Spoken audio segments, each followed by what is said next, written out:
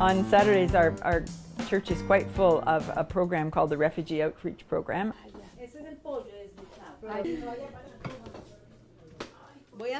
Well, for the Refugee Outreach Program, every Saturday is a busy day. Families come with kids of all ages. The mums and dads are practicing their English. Oh, they learn Spanish and we learn English. Like today, there's cooking class where everything is done in English.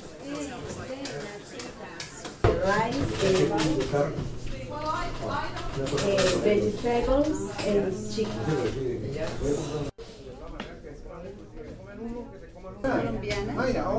She's from Colombia. He hired Francisco, who is Spanish speaking, and his job is to help people navigate their way through the systems of claiming refugee status or figuring out how to make their way in Canada after some of the bureaucratic things have been sorted out. Francisco Venegas is a person who came to Canada as a refugee in the first place.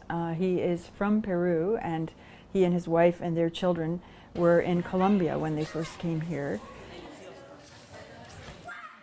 We support refugees in the many ways that we can, like immigration, you know. We help them to fill up applications, house, education, health.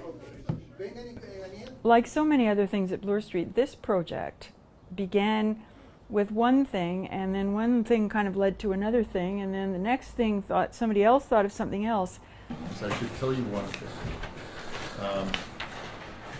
Last year was the first year that they actually did this online. One of the things the older kids and the young adults are doing today is talking about what their future might be. So how do you choose your courses? How do you decide what you want to do? There are things that they're looking for, right? Which is why you always look at the eligibility criteria. So we have a volunteer who comes on the last Saturday who has experience and expertise in career counseling for teenagers and young adults. Straight dedication to schoolwork, to demonstrate a high level of commitment to extracurricular school activities. So getting used to our climate is not easy. Getting used to the rather chilly way we do things is not easy.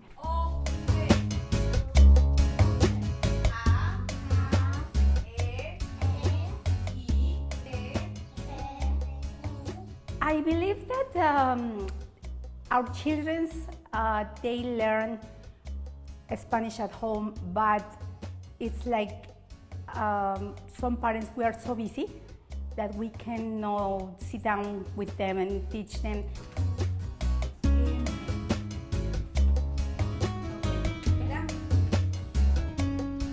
Things change in countries.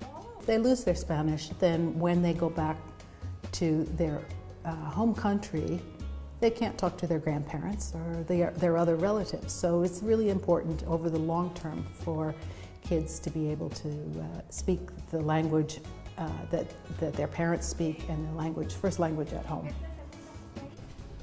Sí. A ver, usted puede hacer la B. We teach them to read and write in Spanish in order to keep our language as a part of who we are, part of our personality. There's a great blowout Christmas party every year.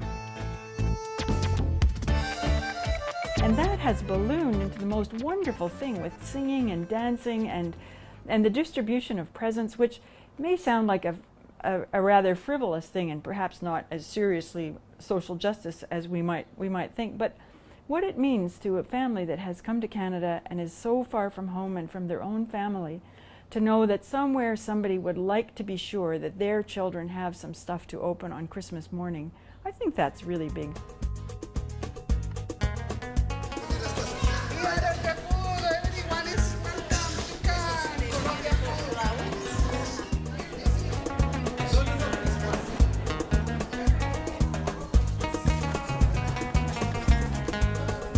I guess I'm impressed with how organized everyone was and enjoying working together. and they make new friends.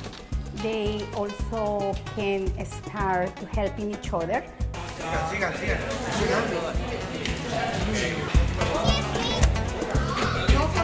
Being able to find people with whom you share a cultural background and some experiences too will make a huge difference.